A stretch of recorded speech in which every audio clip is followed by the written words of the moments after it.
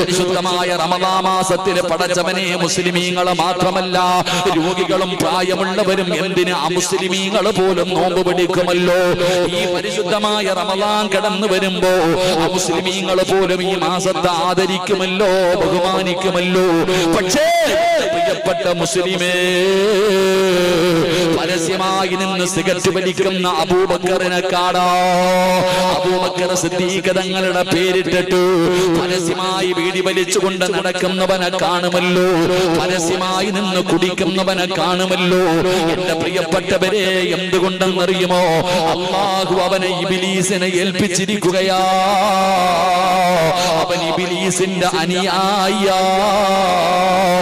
കാരണം അല്ലാഹുവിന്റെ ഖുർആനിന്റെ ആയത്ത് കേട്ടിട്ട് അവനെ ചിന്തിക്കാത്തവനോ, അതിനെ പരിഗണിക്കാത്തവനോ, അതിനെ നിസാരമായി തള്ളുന്നവനോ. അതുകൊണ്ട് എന്റെ പ്രിയപ്പെട്ടവരോട് പറയുകയാ, ഇത് അല്ലാഹു തരുന്ന 7 ശിക്ഷകളാ. ഇത് നിസാരമായി കാണല്ലേ, ഇത് നിസാരമായി കാണല്ലേ. അതുകൊണ്ട് എന്റെ പ്രിയപ്പെട്ടവരോട് പറയുന്ന പരിശുദ്ധമായ ഖുർആനിനെ നിങ്ങളുടെ ഹൃദയത്തിലേക്ക് ചേർത്ത് വെക്ക്. അല്ലാഹുവിന്റെ വിശുദ്ധമായ കലാമിനെ പാരായണം ചെയ്യൂ. ഇല്ലെങ്കിൽ നിങ്ങളുടെ വീടിനകത്തിരുന്ന് പരിശുദ്ധമായ ഖുർആൻ തേങ്ങുമല്ലോ. ആ ഖുർആനിന്റെ കണ്ണുനീര് വീണാൽ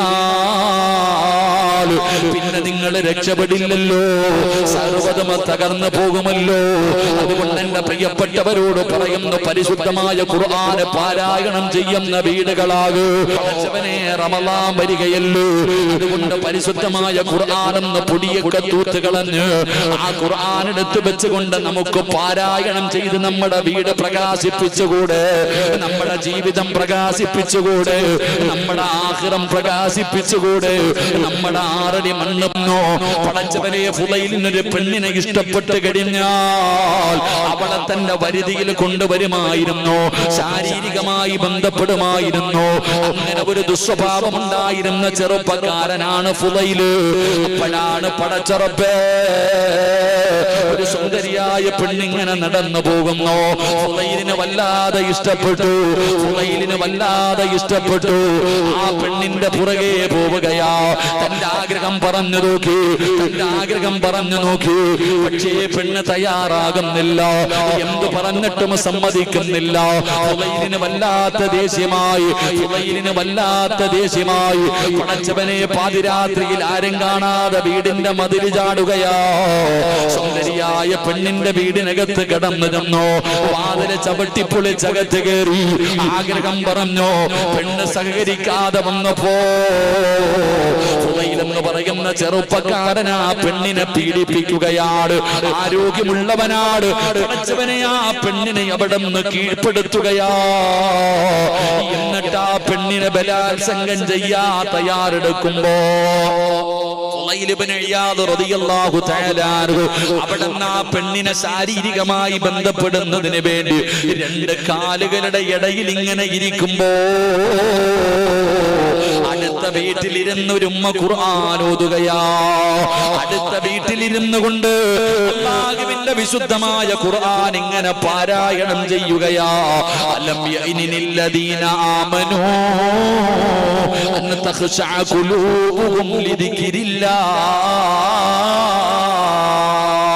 അല്ലാഹുവിന്റെ പരിശുദ്ധമായ ഖുർആൻ അവിടെ ഇരുന്ന് പാരായണം ചെയ്യുകയാണ്.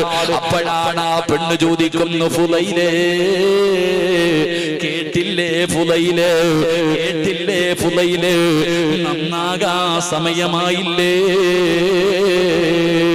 അടുത്ത വീട്ടിലിരുന്ന് പരിശുദ്ധമായ ഖുർആൻ ഓതുന്നത് കേട്ടപ്പോ, ആയത്തിന്റെ അർത്ഥമോർത്തപ്പോ പൊട്ടിക്കരഞ്ഞുകൊണ്ട് ഫുളൈൽ എന്ന് പറയുന്ന ചെറുപ്പക്കാരൻ അവിടെ നിന്ന് ഇറങ്ങിപ്പോയി നന്നായെന്ന് ചരിത്രം പറയുമ്പോ, ഇന്നടുത്ത വീട്ടിലെങ്ങാണം ഖുർആൻ ഓതുന്ന ശബ്ദം കേട്ടാൽ ഇന്ന് കേൾക്കാറില്ലല്ലോ. പടച്ചവരെ, ഒരു വീടിനകത്തും കേൾക്കാറില്ല. ഇന്ന് മഗ്രിബ് കഴിഞ്ഞ സീരിയലിന്റെ ശബ്ദമാ. എല്ലാ എല്ലാവരും ടിവിയുടെ ഫ്രണ്ടിലാ. പ്രായമുള്ളവരുണ്ട്, ചെറുപ്പക്കാരുണ്ട്.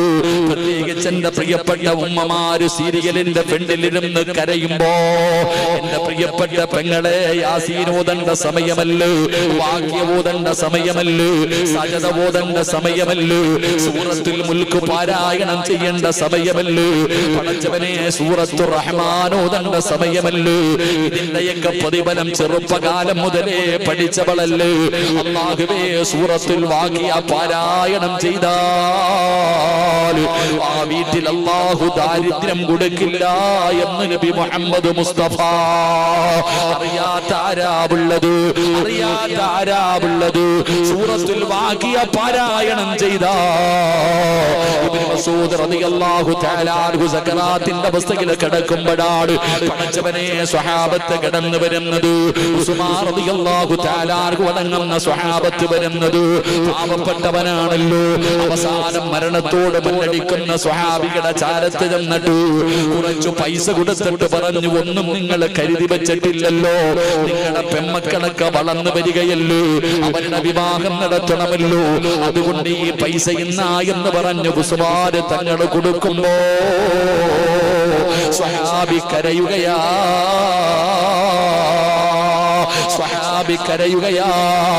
ഉസ്മാനേ, എന്റെ പെമ്മക്കളുടെ കാര്യത്തിൽ എനിക്കൊരു പേടിയില്ല.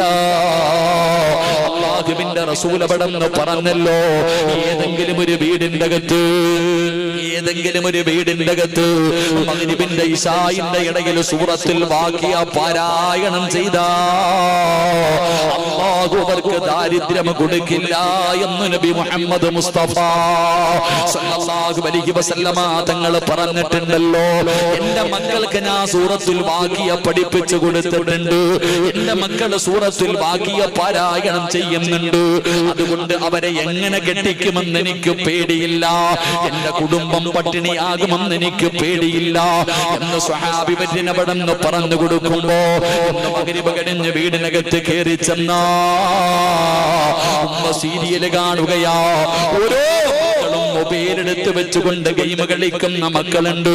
പടച്ചവനെ, കാർട്ടൂൺ കാണുന്ന മക്കളുണ്ട്.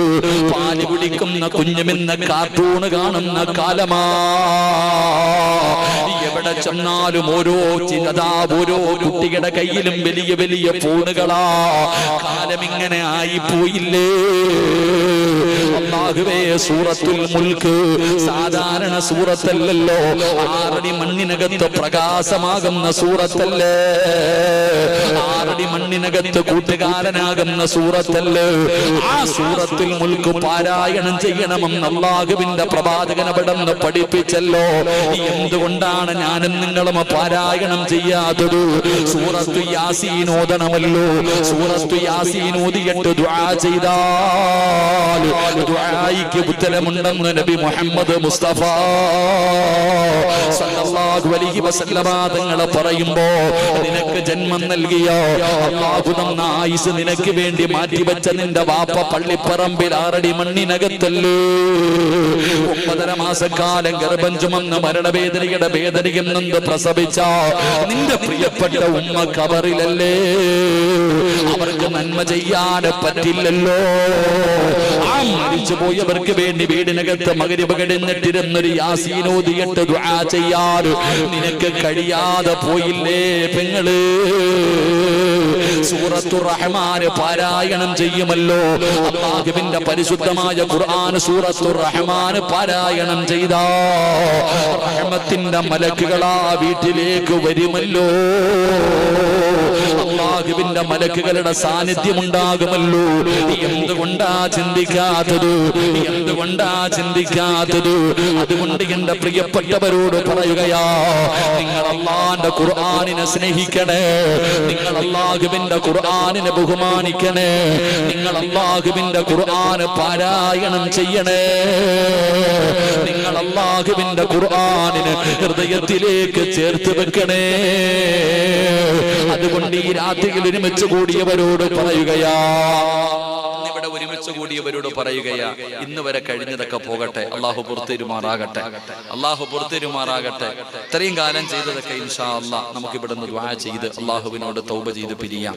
പക്ഷേ ഇന്നൊരു തീരുമാനമെടുക്കണം ഇൻഷാ അല്ലാഹ്. ഉസ്താദെ, ഇന്നു മുതൽ മരിക്കുന്ന കാലം വരെ, ഓർമ്മയുള്ള കാലത്തോളം അള്ളാഹുവിന്റെ പരിശുദ്ധമായ ഖുർആൻ എല്ലാ ദിവസവും ഞാൻ എടുക്കും. എല്ലാ ദിവസവും അള്ളാഹുവിന്റെ പരിശുദ്ധമായ ഖുർആൻ ഞാൻ എടുക്കും. 114 സൂറത്തുകളിൽ ഏതെങ്കിലും ഒരു സൂറത്ത് ഞാൻ ഖുർആൻ നോക്കി ഓതും. അള്ളാഹു ഭാഗ്യം തരുമാറാകട്ടെ, അള്ളാഹു ഭാഗ്യം തരുമാറാകട്ടെ. ഓതുവോ? നിയ്യത്ത് ചെയ്യുന്നവരൊക്കെ കൈവക്കും.